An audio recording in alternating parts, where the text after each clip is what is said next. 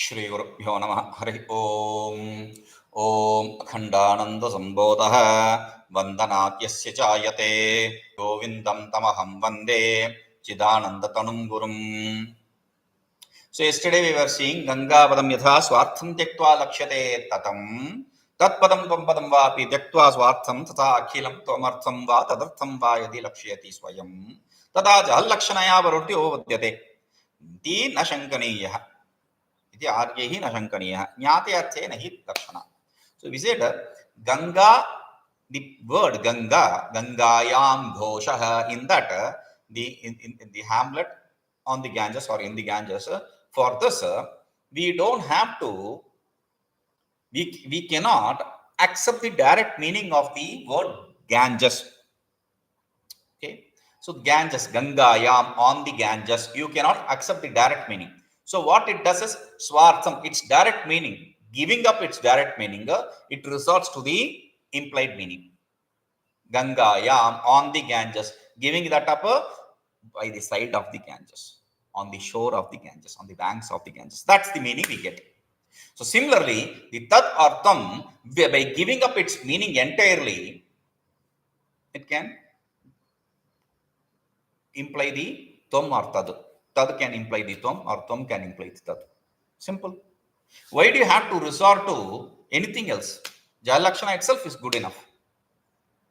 If this is what is your doubt, don't doubt like that. Because ñāte arthe nahi lakṣaṇā. When the meaning is understood, then you don't resort to implied meaning. When the meaning is clearly understood, why should you resort to implied meaning? You go to implied meaning only when the meaning is not understood. I don't understand the tattartham. So he says, tatpadaṃ tvampadaṃ vāpi śrūyate cha pratīyate tadarthaśca kathaṃ tatra sampravarteta lakṣaṇā tatpadaṃ tvampadaṃ vāpi śrūyate cha pratīyate tadarthaśca kathaṃ tatra sampravartete lakṣaṇā. Tatpadaṃ tvampadaṃ vāpi, whether the word tad or tvam, śrūyate cha tadarthaśca pratīyate, you hear tad. Did you hear tad? Yes. Tvam. Did you hear tvam? Yes. So the word is very clearly heard and its meaning also is very clearly, tadarthaśca, its meaning also is very clearly understood as a parokṣatvādiviśiṣṭacitordvayoḥ, parokṣatvādiviśiṣṭacitordvayoḥ, etc. So pratīyate, tatra, by the word meaning itself. When the meaning of the word is understood through the direct meaning or the word meaning itself, then why do you have to resort to the lakṣaṇā? Because what is the definition for lakṣaṇā? In the statement before starting the lakṣaṇā, we said the first line and second line both mean the same thing. What did we understand? The syntactical connection, wherever it is not possible, that is what is definition. Meaning lakṣaṇā. What is lakṣaṇā? Where shakya sambandha tatparya anishchaye anupapattaye.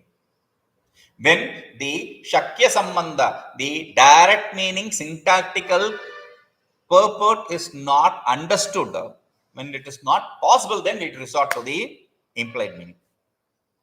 So you cannot accept the jahallakṣaṇā here because the meaning, the word meaning is very clearly understood here. Tad means tad, Ishvara. Tvam means you. Simple. Why do you have to resort to implied meaning there? This kind of implied meaning is impossible here. Okay? Now, this kind of implied meaning for that. So, jahallakṣaṇā is impossible. ñāte arthe nahi lakṣaṇā, jahallakṣaṇā. Not any, very lakṣaṇā. Okay? So, okay. ajahallakṣaṇā. atra śoṇo dhāvatīti vākyavanna pravartate ajahallakṣaṇā vāpi sa ajahallakṣaṇā yathā. Atra śoṇo dhāvatīti vākyavat na pravartate ajahallakṣaṇā vāpi sa jahallakṣaṇā yathā. Yathā sa jahallakṣaṇā, like the jahallakṣaṇā, the jahallakṣaṇā, jahallakṣaṇā. I told you already thoroughly. If you split it, you say jahallakṣaṇā. If you combine it, you say jahallakṣaṇā. So the jahallakṣaṇā, all like the jahallakṣaṇā, yathā jahallakṣaṇā, like the jahallakṣaṇā, atra, in this tattvamasi statement, śoṇo dhāvati vākyavat, like in the statement śoṇo dhāvati, which is an example for ajahallakṣaṇā, that ajahallakṣaṇā api na pravartate, that ajahallakṣaṇā also cannot be applied. What is śoṇo dhāvati? Like śoṇo dhāvati, he said, like the statement śoṇo dhāvati, where you accept, you apply the ajahallakṣaṇā. That kind of ajahallakṣaṇā cannot be applied in this tattvamasi. Atra na pravartate. What is śoṇo dhāvati? Śoṇah. Normally in other places, śveto dhāvati. That is the example we say. Śvetah means white. Dhāvati runs. Same thing. Here, śoṇah. Śona means not white. It is red. Red runs. Dhāvati. So, red runs. Śoṇo dhāvati. Red runs. There you take the ajahallakṣaṇā. Na jahatiti ajahat. Jahat means to give up. Na ajahat means not giving up. Not giving up implied meaning is what we resort to. Śoṇo dhāvati. I don't understand the example. White runs or red runs. What does that mean?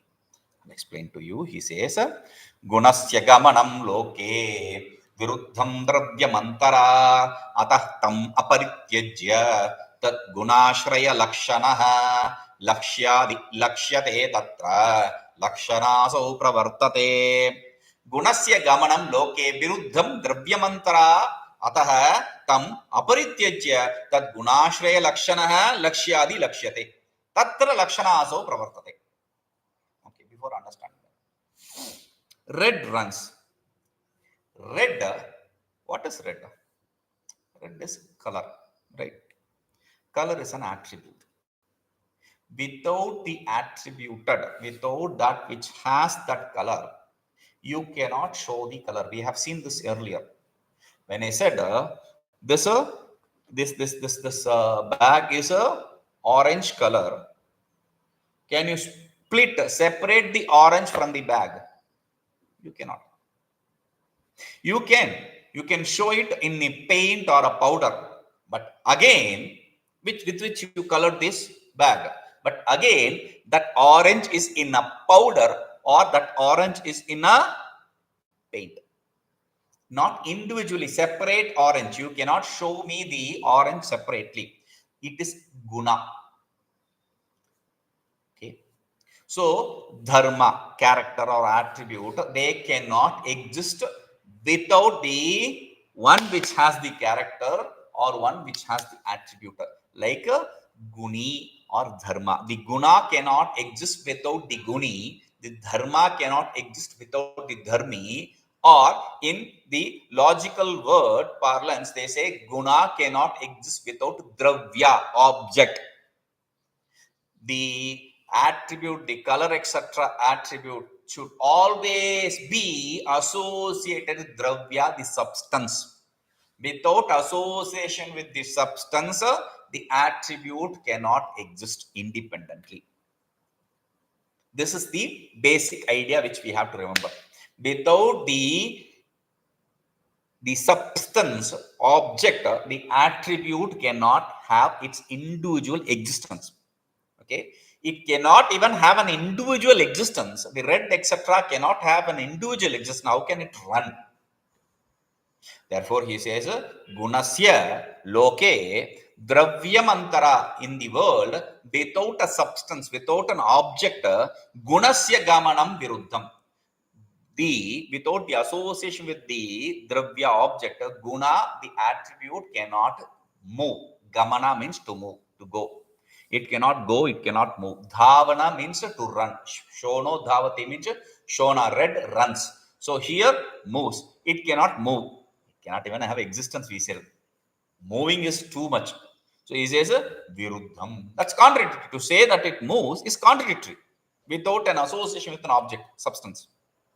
Atah, therefore, tam aparityajya, without giving up on that color, holding on to that color. See, Gangayam Gosha, we gave up the Gangayam sense itself completely. The seventh case, we completely gave it up, and the Ganges also we gave up. And we resorted to the banks. Here, without giving up the śoṇah, the red, catching hold of the red, and tadguṇāśrayalakṣaṇā, whatever has that guna as the ashraya, wherever that guna has the ashraya, wherever that guna has the refuge, wherever that guna is existent, wherever the guna is supported. So, in that place, lakṣyādi, which is the lakṣya, which is what you desire to imply. Lakṣyate, that it implies. Whatever you desire to imply, which has this attribute in it, that is what your ajahallakṣaṇā implies. Lakṣyate is a kriyapada, is a verb, whereas lakṣyādi is not a verb, it's a noun. So lakṣyādi, lakṣya, etc., which is what you want to define. That definition is applicable through this ajahallakṣaṇā. Tatra asau lakṣaṇā, this lakṣaṇā, this ajahallakṣaṇā pravartate is applicable. Only there, where without giving up the red, finding where it is based upon that and connecting them both, you have the implied meaning. Without giving up the red, finding the one which it is based upon, you understand. That is the implied meaning here. Meaning a red car runs, or red rose, red horse runs, black horse runs, black dog runs, or black goat runs. Any of this. So the color you have, without giving up on the color, you bring it in association with the substance which is there with that color, and that is associated with the activity, the verb. Okay, so tatra asau lakṣaṇā pravartate, there this lakṣaṇā is used. Okay, now understood? Very good. We can stop here. We don't have to understand the third lakṣaṇā. Why? We can get the understand meaning of tattvamasī vākya with this itself. How do you say? I'll explain. Vākye tattvamasītyatra brahmātmaikatvabodhake parokṣatvāparokṣatvādiviśiṣṭacitordvayoḥ ekatvarūpavākyārtho viruddhaṃ avivarjanāt na siddhyati yathā tasmāt na ajahallakṣaṇā. So he is explaining why it is not to be, why this ajahallakṣaṇā is not accepted in tattvamasi first. So he says vākye, but wait.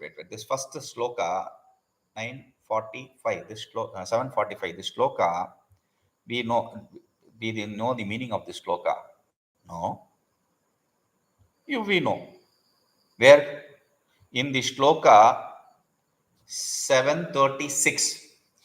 Tathā tattvamasītyatra caitanya ekatvalakṣaṇē vivakṣite tu vākyārthe aparokṣatvādirlakṣaṇaḥ. That is said in a different way. There he says tattvamasi in this statement, which is inclined to establish the identity between the consciousness. When you desire to establish that vākyārthe aparokṣatvādirlakṣaṇaḥ, the word meaning tattvamasi, the tat and tvam, which has the meaning of aparoksha, etc. Okay. Now, here he says, vākye tattvamasītyatra, in the tattvamasi, etc. statement, brahmātma ekatva lakṣaṇē, brahmātmaikatvabodhake, which this is the nature of the Mahavakya.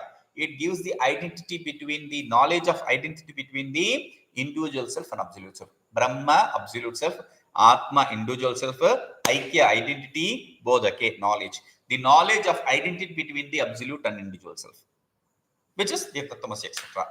In that tattvamasi, parokṣatvāparokṣatvādiviśiṣṭacitordvayoḥ, parokṣatva viṣiṣṭa chitoho aparokṣat viṣiṣṭa chit. Chitoho, not chitoho, chit.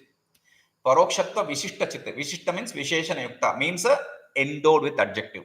So mediate endowed with adjective of mediate adjectified consciousness chit. Immediate adjectified consciousness, immediate etc. associated or adjectified consciousness, immediate etc. associated or adjectified consciousness, mediate etc. So by that we can say sarvajna, omniscient, kinchigna, less knowledge, etc. also here. Okay, omniscient, omnipotent, etc. So he says dvayoḥ ekatvarūpavākyārtho viruddhaṃ avivarjanaat na siddhyati yathā tasmāt na ajahallakṣaṇā. So brahmātmaikatvabodhake tattvamasītyatra. In the statement tattvamasi, which is inclined in establishing the identity between the individual self and absolute self, where in the statement yathā dvayoḥ parokṣatvādi aparokṣatvādiviśiṣṭacitoh viruddhaṃ avivarjanaat. Viruddha means contradictory. Amsha, portion. Avivarjanat, without giving up. Without giving up the contradictory portion, the identity between the absolute and individual self is impossible, because they have in itself a differentiator, because adjective is used to differentiate itself from others. And here parokṣatvādi viśiṣṭa caitanya, aparokṣatvādi viśiṣṭa caitanya. By saying parokṣatva as an adjective, you are differentiating it from the tvam. By saying aparokṣatva as the adjective, you are differentiating it from the tad. So without giving up on the adjectives, you cannot bring the identity. You cannot bring the identity. So since you cannot bring the identity without giving up on something, and your ajahallakṣaṇā is inclined in not giving up anything. So without giving up, you cannot bring the identity, and ajahallakṣaṇā is not giving up. Therefore he says ekatvarūpavākyārtho na siddhyati. Tasmat ajahallakṣaṇā namata. This identity for the statement tattvaṃ, between the tat and tvam in the statement tat and tvam, cannot be possible. Therefore ajahallakṣaṇā is not accepted. It cannot be applied here. Okay. So now this fellow brings in doubt. Tatpadaṃ tvampadaṃ chapi śrūyate viruddhaṃ amsham samyak parityajya swa viruddhaṃ samyutam tvamartham va tadarthaṃ va samyak lakṣyata swayam bhāga sadhyam kim astiti na shankyata. So earlier he said in the jahallakṣaṇā, he said we can apply the jahallakṣaṇā itself here. Why do you have to? You don't need it. Jahallakṣaṇā itself is good enough. So now he is saying, why do you have to go to vāga-lakṣaṇā? That is the question he is asking. There is no need to go to vāga-lakṣaṇā, meaning ajahallakṣaṇā itself is good enough. How is it good enough? Tatpadaṃ tvampadaṃ chapi, like earlier he says the same idea. Tatpadaṃ tvampadaṃ chapi, there swamsha parityagat, by giving up swartha parityagat, by giving up its meaning, resorting to the implied meaning, you can gain that. That's what he said. Here he says chapi swakiya artha virodhinam amsham samyak parityajya. Swakiya amsham, it's a meaning, whatever this the contradictory thing in the meaning. Swakiya artham, swartham there, here swakiya artham, same word. Okay, so amsham, whatever portion that is contradictory in the word, in the direct meaning, okay, that samyak parityajya, by giving up in the tad and tvam. Swakiya aviruddhamsha samyutam, whatever is not contradictory portion in the word, that having that, sanyutam, associated with that, having that, tvamartham va tadartham va swayam samyak lakṣyatah. Tad will give the meaning of tvam. Tvam will give the meaning of tad. Understand? Taking the tad, whatever is contradictory in the tad, giving that up. Whatever is not contradictory in tad, taking that. Okay. Then you go to the tvam. Whatever is contradictory in tvam, giving that up. Whatever is not contradictory in tvam, if you take that, then the tat will directly, if you remove the contradictory and have only the non-contradictory portion, it will imply the tvam. If you take the tvam, if you give up the contradictory portion and take up the non-contradictory portion, then it will imply the tad. Simple. Over. Why do you need to go to vākyavanna? Vākyavanna, that's the third definition, which is ajahallakṣaṇā. Jahallakṣaṇā is also called as bhagalakṣaṇā or bhagatyagalakṣaṇā, whichever way you want to see. It's half empty or half full cup. That's all. Bhagalakṣaṇā, bhagatyagalakṣaṇā. Bhaga means portion, implication. A portion is implied. Bhagatyaga, by giving up a portion, it is implied. That is what is bhagatyagalakṣaṇā. Okay, we'll go to that later. So, kim bhagalakṣaṇaya sadhyam kim asti iti na shankita. What is the point of using the bhagatyagalakṣaṇā or bhagalakṣaṇā? No ajahallakṣaṇā is necessary here. If you say that, then our answer is, there he said, answer is nyātārthe nahi lakṣaṇā. When you know the meaning, you cannot enter into this jahallakṣaṇā.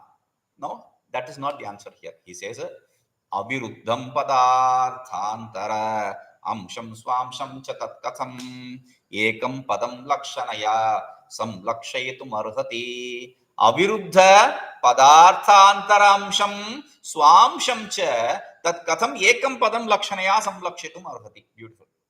Ekam padam, one word. One word. Aviruddha padarthaṃ, it has one meaning, which is a non-contradictory another object. And swamsham cha, under its own meaning, which is contradictory. Non-contradictory another object and contradictory its object, its meaning itself. Both the meaning lakṣaṇaya samlakṣayitum. How can it, through the implication, through the implied meaning, point out? Kathaṃ arhati. How is it possible? If you don't understand, I'll give you an example.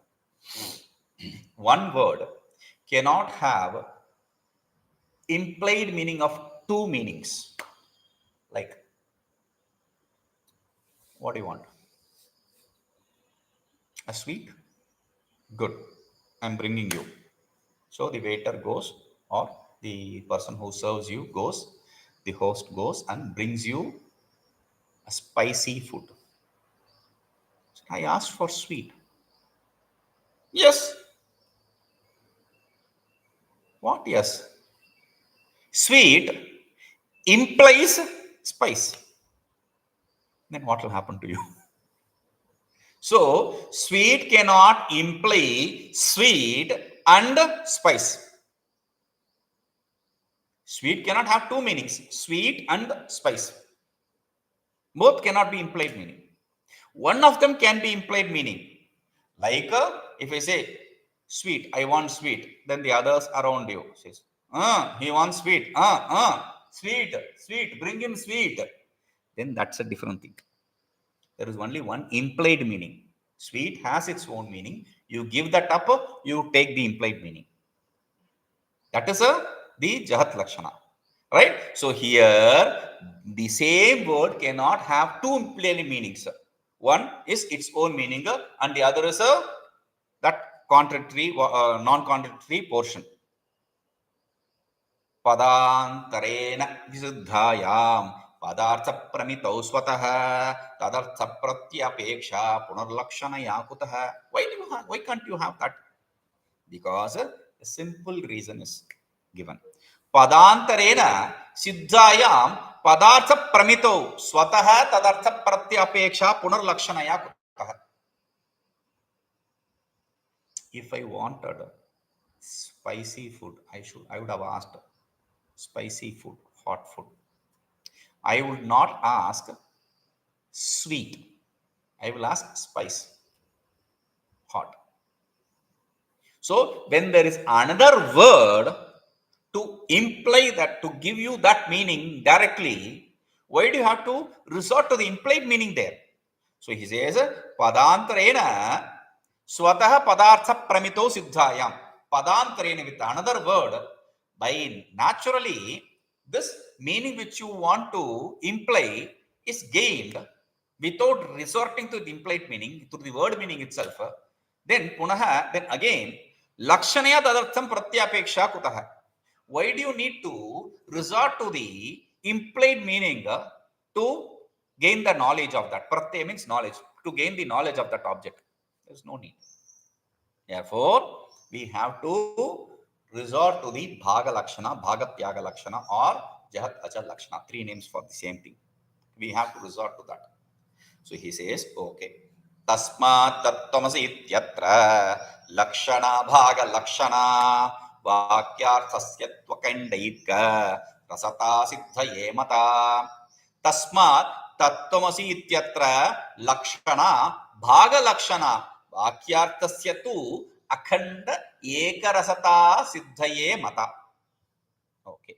Tasmāt, therefore, tattvamasi iti atra vākyārthasya. In the statement tattvamasi, for gaining the meaning of the statement, which is a akhanda ekarasata siddhaye, which is a akhanda ekarasata, non-dual, changeless nature, transformationless nature. We saw akhanda ekarasa before introducing us to this topic. This topic of implied meaning and word meaning, we saw what akhanda ekarasa means, right?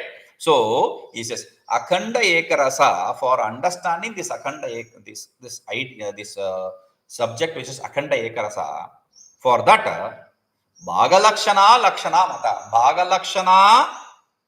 Bhāga-lakṣaṇā, when you use two words again and again, that is punarukti dosha.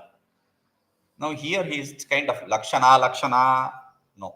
Bhāga-lakṣaṇā is the name and lakṣaṇā is the implication. So he says the implied meaning of the kind which is bhāga-lakṣaṇā is accepted. Lakṣaṇā, bhāga-lakṣaṇā mata.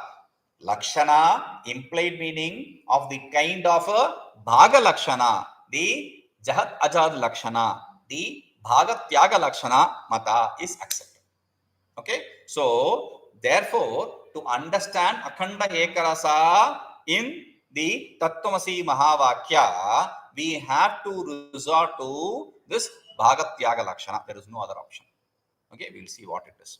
Om purnamadaః purnamidam purnāt purnamudachyate purnasya purnamadāya purnamevāvaśiṣyate. Om shanti shanti shanti.